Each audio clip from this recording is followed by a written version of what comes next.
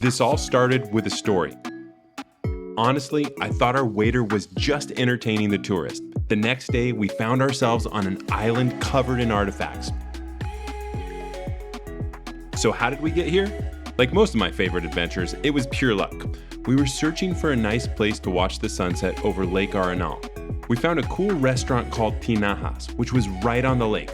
I had never heard of the Spanish word Tinajas, so I asked the waiter, where did the name come from? He told us that when the dam was put in and the lake was created, ancient clay pots called tinajas began to float to the surface. He said they were made by some of the first people who lived in this area. It sounded like one of those local legends that's just fun to hear. Then he showed me a tinaja that he had on display. Luckily, we had our paddleboards with us and saw there were a few islands not too far away. So the next morning, we set off to see if there was any truth to his story. Welcome to Lake Arenal, and we're gonna go paddle over to that island, hoping to find a mud pot, maybe filled with gold. Here in Arenal, the indigenous people used to live in this whole area before it was a lake, and they would make these little mud pots called tinajas. And the tinajas were made from this red mud that you can see all over this place. And some were even filled with treasures like gold. So most people will tell us this island's already been way picked over, but I think we might have some luck today and find something cool. So we loaded up the dog and headed out for adventure.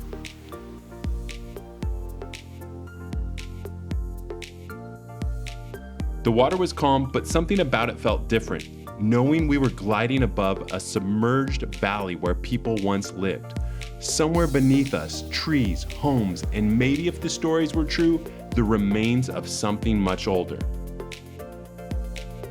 Just for reference, there are about 15 different islands on the 85 square kilometers of water in Lake Arenal.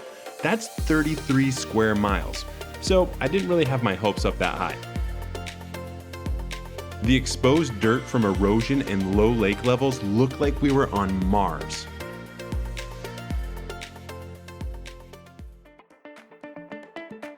Kira was pretty happy that we made it back to land, and this is the mud that I was talking about. The tinajas, or those little bowls, were gonna be made out of this exact same mud, and I see something kind of interesting over there.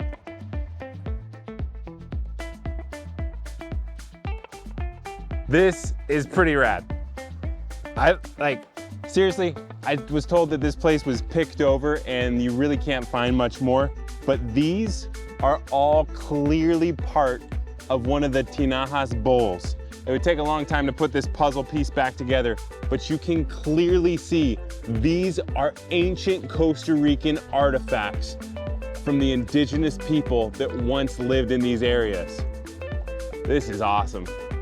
But that was just where we landed. As we continued exploring the island, shards of pottery were appearing everywhere.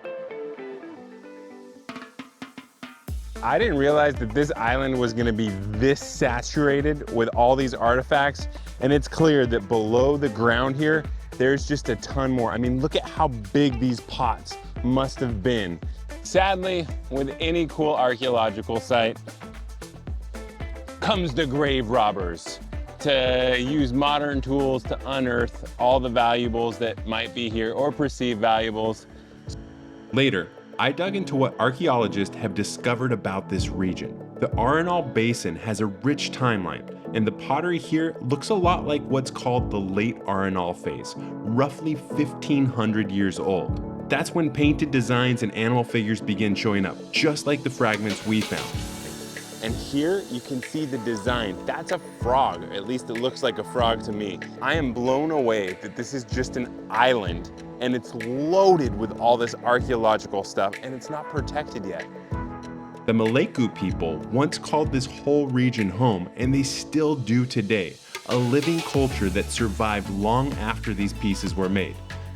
But whether these exact tinajas came from their ancestors, no one really knows. With a cool archaeological site like that, it was really important that we left everything where it was and try and keep it the best possible secret so others don't take any more than's already been taken from there. So it's time to load the puppy up and head out.